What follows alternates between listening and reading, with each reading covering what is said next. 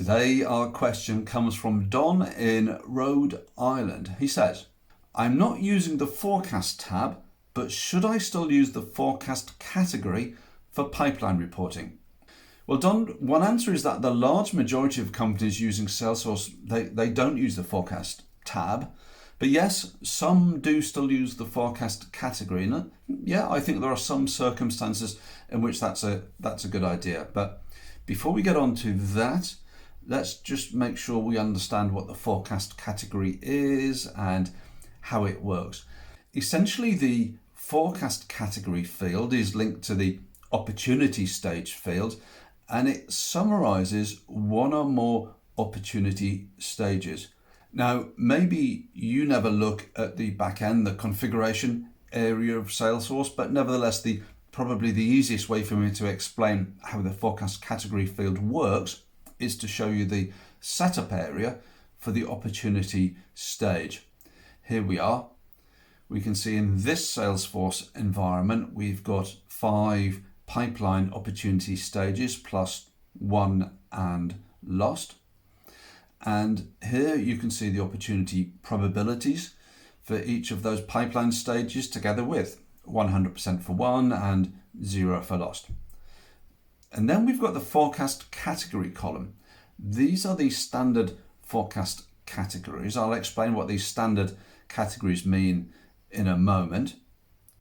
But you can see that 2 stages are classified as pipeline, 2 as best case, 1 as commit, and you can also see that closed won has a forecast category of closed and lost is categorized as omitted. So what do these standard forecast categories of pipeline, best case, commit, closed and omitted actually mean? Well, they define how you want to categorize deals due to close within a certain time period, this month or this quarter, for example.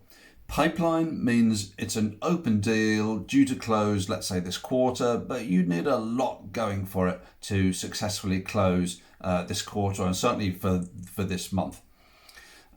Deals, if they're in this month, they probably shouldn't be there. You're really saying there's no realistic chance of that deal closing this month. Best case means that with a following wind and some pushing from the sales team, there's a decent chance of it closing in this time period. At least 50% of those opportunities should close. Commit means, boss, trust me, I'm bringing this deal in. You can rely on me. Really only in exceptional circumstances should a deal slip from committed. The other 2 categories, closed means it's won and omitted is for lost deals that you want to exclude from the forecast category.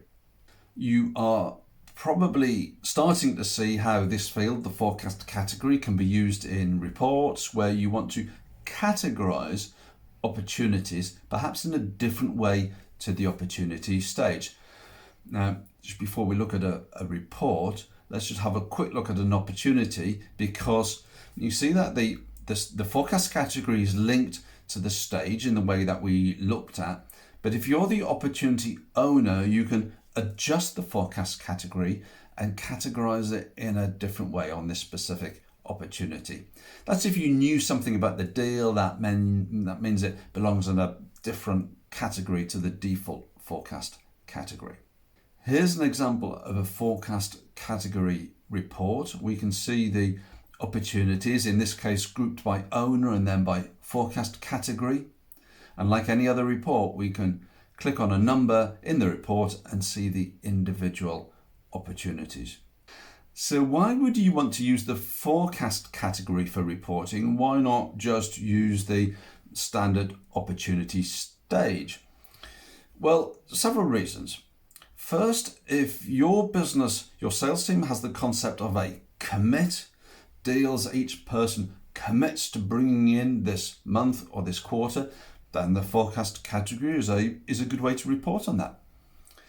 Second, the forecast category can be used for communication. For example, in board reporting or sales forecasting, some companies find the forecast category is a good way to explain what's likely to be achieved this month or this quarter. A third reason is if it's important in your business to separate the concept of an opportunity stage, in other words, the step in the sales process that you're currently at for each opportunity, separate that from the concept of a forecast category, then the forecast category field is a way to do that. And a fourth reason would be if you have a lot of opportunity pipeline stages, then the forecast category is a way of summarizing those. Although in that situation, I would question whether you can reduce the stages to achieve better clarity in normal reports. So that's it, Don. If anybody else has another reason to use the forecast category, let me know. I'd love to hear about it. And of course, if you have a question, send it in or add it to the comments below. In the meantime, follow us on our YouTube channel. Stay safe. See you on tomorrow's video.